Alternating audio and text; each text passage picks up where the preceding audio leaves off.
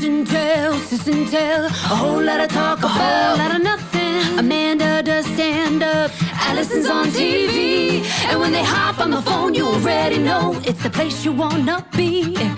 Sis and tell, the podcast that's so sweet. Oh, sis and tell, sis and tell, a whole lot of talk about, a whole lot of nothing.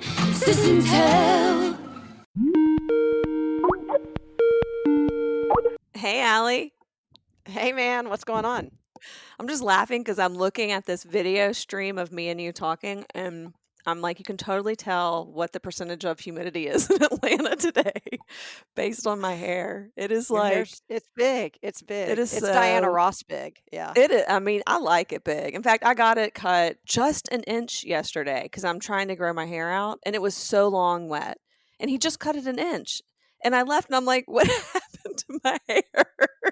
Because it shrinks up because it's so curly and Right. humid out. Well, an Anyway, inch of curly hair is really because you cut it when it's wet and straight, and it's really hmm like 5 inches of normal hair. right? I It mean, is five yeah, that's how it inches. translates. Yeah. You're not exaggerating. Well, the So, funny is I'm looking at your hair, and it is the yeah, opposite of what I want my hair to be. Not that it doesn't look great on you, but it's I'm more I'm always my like, it's my yeah. style. I always say, can you make my hair straight, like heroin straight? Her- Heroin, like you're a druggie, I don't know why I say it that way, but yeah, I don't want to like be a meth druggie. addict, like Like, gross. I don't know. I don't want to stereotype druggies, especially not heroin I don't. addicts. I I apologize don't to all the think heroin people. addicts out there, I but think. Trig- I just say people seem trigger to know what I'm warning. talking about. Trigger Yeah. warning. I mean, I Trigger feel warning. like. Look, we grew up in the '80s watching Miami Vice, and this is how we talk. Okay. Exactly. Sorry if we're offending all the heroin addicts out there. Anyways, I don't even think people use the word druggies. Like if we use that word with our kids, like what did I say? We were talking about weed and I called it pot, and they're like, "Oh, Right. mom, no one calls it pot, right?" Like it's like the equivalent of mom and dad calling it the marijuana, or I don't know. Like they wouldn't have Right. even back then. Mommy thought it was like heroin. Speaking of Right. heroin, No one says pot or a joint. But did I tell you what happened in New York? no, what So happened in New York? we were staying, in Lower East Side, and were walking around our neighborhood, and there's a place called Granny Zaz. Now, if you saw a place called Granny Zaz, what would you imagine they sell? Okay, so now I know za is like a nickname for pot, which the kids don't Well, say. how do you know But that? because I know I'm in the know. I'm hip. All Okay. right. If you didn't know that, what would you think Granny Zaz sold? Oh my God! Like it was like a bakery or something, like a Greek bakery. That's what I would Okay. think. We thought it was a pizza place. Za, Oh like yeah. pizza. So we're Oh, walking by, that yeah. would be so And cute. so Check. Alan and I walked by it, and there's a guy sitting outside, just like on a chair. And Alan says to him, "Good pizza?" Like we're about to walk in, like Oh my basically like God. asking. And the guy goes, "Yeah, right there." And he points across the street. And Alan goes, "Oh, Why okay." think? I go, "Well, it must not be a very good pizza place if they're suggesting we go eat across the street." I So hope we y'all said it left. with like the thickest Southern accents too. Oh Right. my gosh, honey, look, it's authentic New York pizza. Grandma's sauce. Let's go No, he inside. literally just said, Where's "Good the pizza," pizza? right? And the guy thought he was asking for directions, not like, "Is Right. this place good?" So we left. So 2 days later, right, we're having breakfast with Stuart and Melissa and Layla and Abe, and we're walking around, and Abe's like, "Oh yeah, there's tons of dispensaries around here. You know that?" And I go, "I don't know that." He goes, "Like Granny Zaz." I go, "Oh no, that's a pizza place."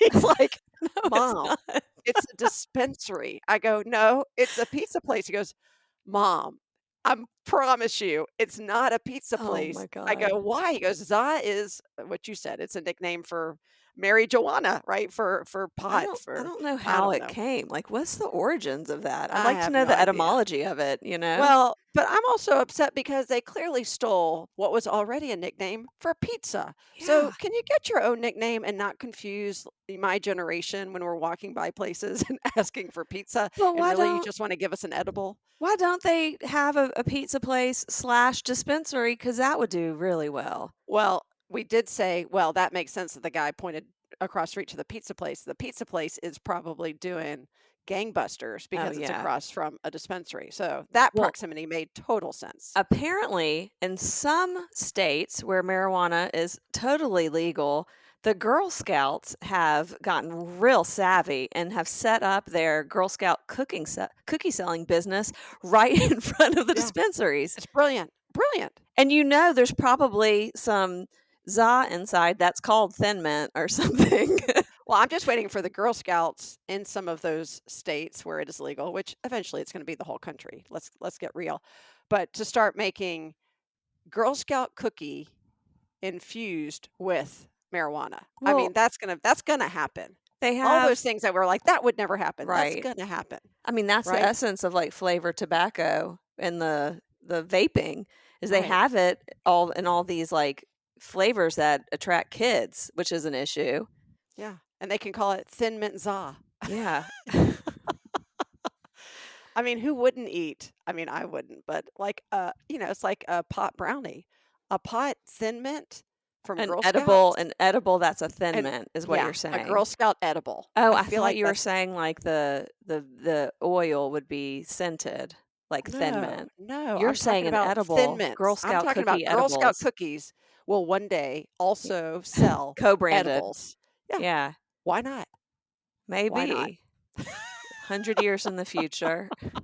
All of these Girl Scouts now who are listening to this, I apologize to you too. And so far, I've offended the heroin addicts and the Girl Scouts. Who else can I offend today? I'm on a roll.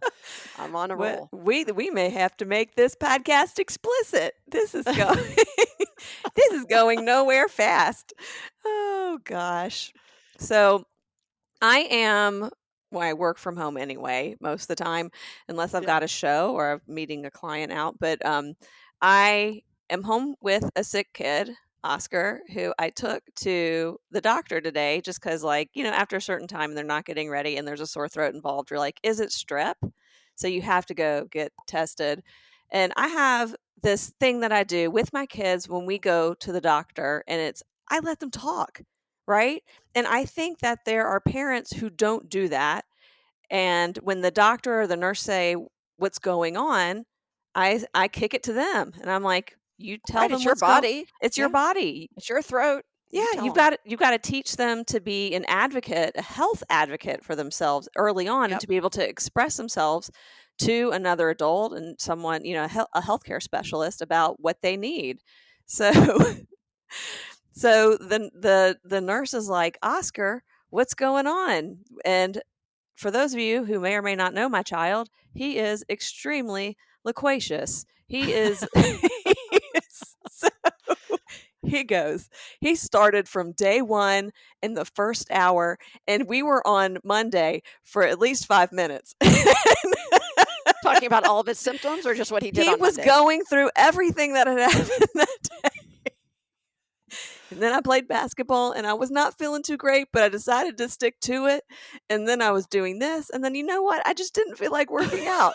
And then I was like, and I just burst. I just started laughing because I couldn't help it. It was really cute. And I go, Oscar, and she started laughing. I go, Oscar, just the highlights. She doesn't need to know. Where does it hurt and for how long? But he was so happy, I think, just to have someone else to talk to besides me, because he's been in the house for 3 days. This is like when we were stuck in the house during the pandemic, Right. for what felt like 5 years, and I took Murray to his like annual doctor's appointment, or maybe something was wrong and he got to go in person, which was very exciting. And then afterwards, and they were in online school at this point, and afterwards we're in the car and Murray turns to me and goes, that was so fun. That was Just like the the little most things. fun Right. I've had. I'm like, what? He goes, talking to the nurses. He loves talking to new people. And he still, to this day, will go somewhere. And if someone like we were in Target and some guy started talking to us about whatever we were looking at, and Murray started talking to him. And when we were done, he goes, I just love doing that. I Yeah. just love talking to I'm like, I know, I love doing it too. That's why I go to Trader Joe's, is to have someone to talk to. It's the cashier.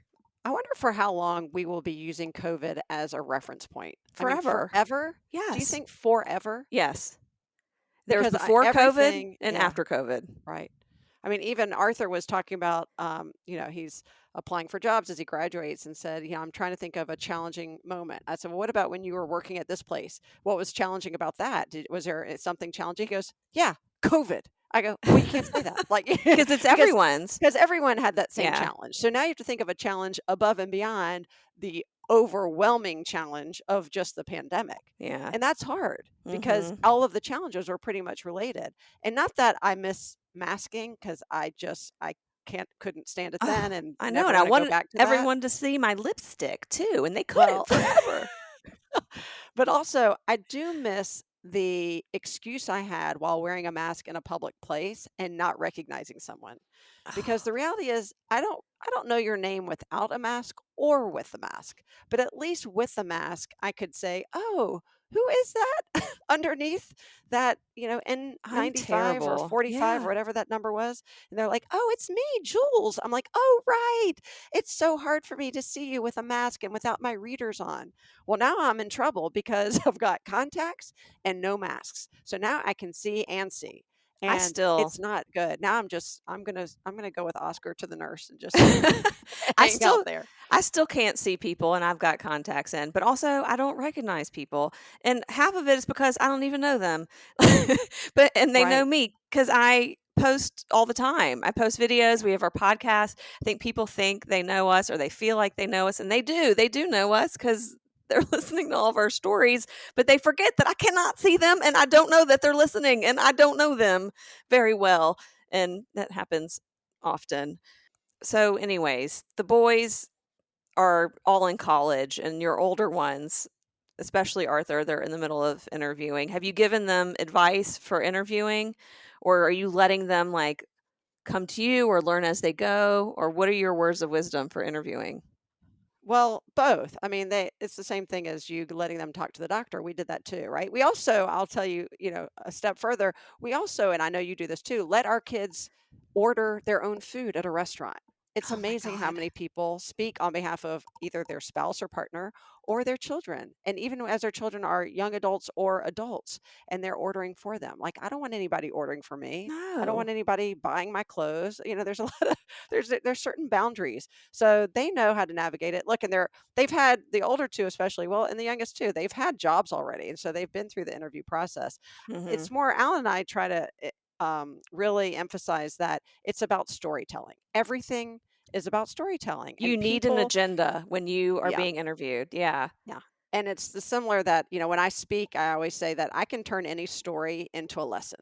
Right. And so if I have a really good It's story, true. I don't need to say, right. I don't need to say, oh gosh, I'm trying to teach a lesson. Which story? I'm like, I've got to tell this story because it's so good. What lesson am I going to draw from it? How am I going to incorporate it in a way that's meaningful and memorable?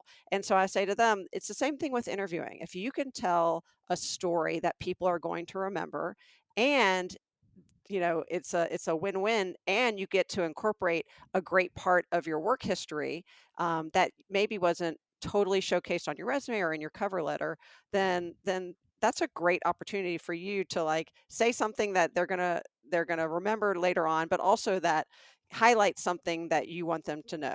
The other thing is, and I think anybody listening to this, there's so many ways to apply for jobs, and 99% of course are online, if not 100% online. And they don't always ask for a cover letter. They really just say your resume, your CV, apply, this way. I would implore everybody, and I've been telling my kids, you have to include a cover letter. People expect a cover letter, even if it doesn't explicitly say it. And the resume is a knock on the door. The cover letter is really the first 30-second introduction where you're making an impression. And so if you don't have a cover letter, you're just going to be thrown in with the masses. And so I think, That's smart. I didn't even, yeah, I mean, that was just a staple of the interviewing process when exactly. we were younger, that I wouldn't even think to not include it, but I can understand why they wouldn't include one. Yeah. Yeah. So, so I was remembering, and I think also it's important to always hone your interview skills, even when you're not traditionally interviewing. And I used to go in a lot of informational interviews, right? Where Yeah. I would just talk to people who just to find out about a company, or whether it's for a job I wanted or not, or didn't want, or a company I was interested in. And one time, this was years ago, this was over a dozen years ago, I had this informational interview with this guy who I didn't know. He was like running HR for an ad agency. And there wasn't even a job opening. I was just chit-chatting with him, and it was over the phone. It was a very long informational interview, like 30 or 45 minutes. We've been talking forever, which I think is a very long time. He asked me if he asked me if I had any questions. I think in hindsight, I had too many, right? I think you keep them at like 2 or 3 questions, maybe even just one, and keep it at that. And so that was one of the lessons I learned from that. But also, and I'm not sure what the lesson is in this story other than don't answer your door during during any sort of phone interview or Zoom call. But the door rang. I'm on the phone with him, and we have a glass door, right? So there's no hiding that I'm in the house. And I look, and there's a woman at the door who I don't know, and she's crying. Okay, so I quickly While you're in the open middle up. of this informational Yes, interview? I'm at the end of my informational interview, luckily, and so I open up the door and I'm like, "Hi, is everything okay?" And she talked for about 10 seconds, and I said, "Hold on one second, and I'll be right with you. Let me get off the phone." So I said, "Hey, Dave, I'm so sorry. I need to end the phone call. There is a woman at my door crying for my husband." And then I got off the phone, and then I was like, "Oh my God, there's so many details he probably could have used in that moment to understand what was happening. This sounds so bad." So rewind. This was my very elderly neighbor who I didn't know very well. She was crying because her son had some sort of legal issue going on, and he was put in jail, and she knew Aaron was an attorney, so she thought he could help her, right? With her, her legal problems for her Unless kids. he fell on a pool of water in jail, then Right, no, he then could not be of no. any But assistance. people don't know though, right? They're just like, there's an attorney, Right. I'll give them all. It's like a It's doctor, like a right? doctor, right? Yeah, you're a doctor. Oh, you're a podiatrist, but there's a rash on my butt. People don't care. They just hear certain profession and they want help. So, oh my God, and so like it took me about 10 minutes to realize what I had done. And I never got called in for anything. I tried to follow up, and I was just like, this is just so embarrassing. I asked way too many questions at the end. I was way too loquacious, to reuse my word. Wonder where he got it. And exactly, it's in the DNA. Yeah. And oh my God, so embarrassing. I have 2 full notebooks. I call them my handy dandy notebook, a la Blue's Clues. Remember his handy dandy notebook? Yes. And I had them for like the 2 significant moves of my life when I went from Chicago to Atlanta. And I didn't really have any contacts, and I was just asking anybody and their mother and my mother for anybody they knew, and I was calling everybody looking for contacts to work. And then when I moved from Atlanta to Chattanooga after we got married, and the same thing, and I was just, I mean, I have business cards in there. I have the date that we talked. I would carry thank you notes in my car with stamps, and as soon as I met with somebody, and all of this was informational interview. And I always say to people, even now, it feels like an old school approach, but it really is tried and true, because when you're looking for something, if you just ask for somebody for 15 or 20 minutes of their time just to pick their brain, and you leave there with 2 objectives. Number 1, a job, or number 2, 3 more people you can talk to about getting a job or finding out more I people. like that. And I've always loved eventually, that. yeah, and eventually this, like people I had talked to 2 months before would come up in conversation. I'd go through my notebook and say, "Oh, thank you. Yes, I did talk to Cindy already. We spoke in June and we actually met here." And so I could bring that up, and people were like, "Oh, well, that's good." And that's really how I got both jobs when I was living in both cities. Well, my initial jobs. But it really is that informational interview can be so helpful. I remember mom was she was on a plane ride, and she calls and says, "I met a guy from Chattanooga, and his name is Rick, and he works for this accounting firm, which was a famous accounting firm in Chattanooga." And she said, I told him you've moved there, and he said he'd be willing to speak to you and give you an informational interview, which, I appreciated more than anything. But I said, "Mommy, I'm not an accountant. I have no skill sets. I have no desire to work in accounting. Why would I talk to him?" And her You never response, know. yeah, well, her response was, "Because he'll talk to you. Go meet with him." And I said, "Okay." And so I met with Rick, and and he ended up being there with one of Alan's best friends from elementary school, Joy, who That's was funny. working there at the time. And we're all sitting around the table. And I mean, it was very clear that my skill set and my job, needs were just night and day from what they even had and didn't even have anything to offer at the time. But I was so appreciative that somebody would just take the time to talk to me since I was new to the city. And I think that's another great, right? Like just making those connections. So Yeah. here we are. For everybody listening to this who's looking for jobs, storytelling and networking, right? Those are two really like old school ways to find jobs. I know there's Indeed and there's LinkedIn and there's all these ways where you're applying online, but it's the same way that we found a job that I think our kids and that next generation really can hope to find a job, and it Yeah. distinguishes them. And Not always, but don't do what I do. and don't keep somebody on the phone for 45 minutes. Although I beyond that moment, I give good interview, I have to say. When I first moved to Atlanta, all I wanted to do was work at Cartoon Network, which eventually I did, but I was talking to anyone and everyone in television production, anything related. And one of mommy's friends introduced me, or was going to introduce me to someone who ran their own production company. But, which I found very strange, they wanted to come with me to meet him for my informational interview, which was really uncomfortable. So we showed up together, right? We waited in the lobby for them. And then I went with him to the conference room to chit chat with him. And do you know what advice he gave me? Don't bring somebody with you. I had no choice. But he said, people are very visual and you are real pretty. You should put your picture on your resume. No, Yes. that is so creepy. Yes, it was. And also, he has daughters, which I found even creepier, that's what he would recommend. And it's not like I'm auditioning to be their brand spokesperson, right? It was like to be a production assistant. Yeah. Who And says this? right? Gosh. I'm like, what? You really? You would tell me to put like that? Fast forward, now there's LinkedIn. Right. And Facebook. And which all he that. invented. No, I'm joking. Well, you know what this reminds me of? Have you seen the Barbie movie? No, I've my not gosh. seen it. Well, we're going to have to postpone this conversation then because I can't say anything and I don't No. want to give you or our listeners any spoiler alerts. All I'm going to say is this.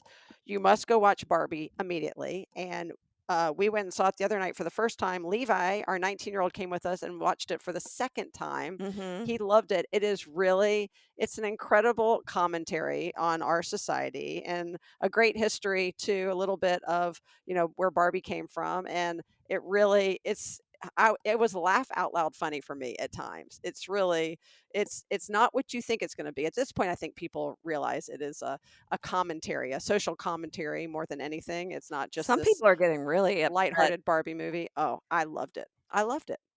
I mean, I think it's silly. It's a movie about Barbies, and you're getting upset. Well, you got to see it. That's okay. why. No, I understand there's social commentary going on throughout the movie, but still, I'm like, who said don't go see the movie? You know who's upset? I'll just say this. I do know. The patriarchy. That's who's upset. Okay. That's giving you a little hint about what it's about, but that's who's upset. I already know. I'm on Okay. Facebook. I mean, I feel like everything. I know what to expect, and I had a dress picked out, but we were going to go when we were in Destin on opening night, but I had a show. So I sent Aaron with all the kids, and they went to a 10 o'clock show. That's the only one they could get into. So, anyways, I missed out. But Rachel Silverman keeps on trying to get me to go with her, and she's seen it. She's like, I'll go again. Go. Let's go. You must go so we can talk about it. Okay. And anybody okay. listening to this podcast, go ahead and watch it because, spoiler alert, we're going to talk about the Barbie movie. And you better see it before we talk about it. Yeah, and we'll give you fair warning. And if you have something to complain about, that's okay. You can come complain on our social media pages. Yeah. Complain away. So I feel like all of our kids are like reaching these milestones, but you get to like ages where that's all there is. And there's 9 grandkids, so there's going to be a milestone every year at this point. Right. But Murray is entering his senior year of high school, and I cannot stop crying. Oh my gosh. You're one of those people? Everything is like emotional, and he's so freaking sweet. He's so sweet. He like gives me hugs, And he If is you start crying on this podcast, I'm No, hanging up on you, and I'm going to pretend there was a glitch. well, I have cried on this podcast before. It's just because you're so mean to me. I'm adding another know. year. I'm adding another year into your podcasting sentence. Every time I get close to working off my bad sister days and years, I know I add on to it. I can't help it. I'm just a mean sister. But this is your nature. where it is. It's like the same with the curly hair versus straight hair. Like you are emotional and I am not. My I'm hair can't help just- but be curly. It's yeah. my emotions coming out in my hair follicles. And me, I am repressing all of my Sure emotions are. the same way. I So am beating my curls into submission. Repressed. I am beating them down. But all right, Murray, senior year, yes. So one of the milestones senior year. I don't even know if I'd call it a milestone, but what would you call this when you have to pick out your senior quote for the yearbook? Yeah, a rite of passage. Rite of passage. Is this the senior quote? Did your boys do this? Do they have this No. in their? Did you They didn't have have- to pick out a quote for your yearbook? No. Do you know where I went to school? Our Yeah, I our know. yearbook didn't even have formal photos. You're right. They were just Yeah. like snapshots. Literally, the entire yearbook was Candids. candid photos, but the yearbook staff, this has made it even harder, had to make sure they had everybody in the school represented in at least one candid photo. So much so that I think they hand drew people that they figured out they never got throughout the school year. The year that I was a senior on the basketball team, they hand drew. We didn't have a formal basketball photo shoot.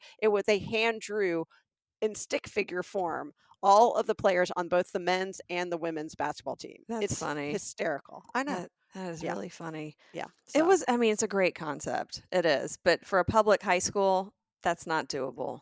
Yeah. You went to a school with like 60 people in your entire grade, maybe, right? 50, 54, yeah. So yeah, okay. But that's also a quote when you're a senior in high school. That is a lot. That's heavy because you're sort of stuck with that the rest of your life. No, you're not. Oh You my kind God. of are. No one knows what. Only you know what your senior quote is. I know, but you never forget it. And That's you true. look at it and you're like, ugh, why'd I say that? Or why didn't I say that? Or are you kidding me? I do said have. that? I don't have too much. I don't have a regret, but I'm like, why didn't I use that one? But there's so many good ones. Oh, you had a senior quote? Oh yeah, What was I yours? did. Mine was it's a Gilda Radner quote. Love Gilda. Can't go wrong there. Speaking of my crazy hair, Yeah. so just the fact that Gilda Radner was who I got my quote from is like amazing. 'Cause a wonderful, iconic female comedian who I've always looked up to, appreciated her talents and everything she did on SNL. But my quote was, "I'd much rather be a woman than a man. We get to cry, wear cute clothes, and we're the first to get rescued off sinking ships." That's funny. It was just cute, you know? So, I mean, I'm surprised I didn't choose a Beastie Boys quote, but Yeah. now, like Murray, they've given them parameters and it's not a word count. It is, they have to choose a quote from a song. Come on. Yeah, but That's not fair. songs like sample everything. That's true. That's true. They sample everything. Like you could find a quote from a movie that's in a song, probably. Yep. All the rap music these days, right? So, anyways, he is using a Beastie Boys quote, Good for him. which made me very emotional. I was because no. he loves the Beastie Boys, right? And I was like, he was so upset because everyone was turning in their quotes. He goes, and I told them, I go, look, I went ahead and bought your yearbooks, even though they're not, going to get them until May, which is forever. But we Right, start right. getting like these emails, and I just do it so the kids know that they're getting it because they panic at some point in the school year, and then I resend them the email that says I bought it in August. So he's like, "Mom, what about my senior quote?" I go, "Weird. We don't have to pay for a senior quote. I'm sure there's a form for you to fill out. Ask your friends about the form." So he found out the form, and then he started panicking about his quote. I'm like, "I got it. Are you ready?" And I gave him a Beastie Boys quote, and he's using it. And So it's yeah. actually your senior quote. Yes, it not is a his senior quote I wish I had. That is brilliant. This is my point. Like you forever Yeah. have to live with your senior quote until and only unless you have children Right. who then graduate from a high school that also allows for senior quotes, and then you get a redo. You So found the loophole. You have found vicariously. the senior quote loophole, and I am so proud of you. Thank you. Oh, right. It almost makes me want to cry. Just kidding. No tears. No tears. Well, he had to buy into it too. So it's not like I forced him to use a Beastie Boys quote. He loved the quote, and he's appreciative of the Beastie Boys. So my job is it is a done. surprise, or can you tell it to us? Oh, I can tell you. Yeah, it's from Check Your Head, the song Pass the Mic, and the quote is, "Be true to yourself and you will never fall." All right. Yeah, see, that's good. And by the way, I know you've got a couple years until this milestone, but I've got your grandma name for you, and it's Granny Za. Keep that on your list, okay? I'm so gonna be Granny Za. I'm calling you Granny Za, whether that's your nickname or not, your grandmother name. And Alan, instead of being Papa, can be Pot. Pot and Granny Za. That's it. Done. Well, thanks for listening to the latest Sis and Tell podcast. Don't forget to share us with your friends, share us with your family, share us with your foes. As always, this has been Amanda and Allison with a whole lot of talk about a whole lot of nothing. We'll catch you next time.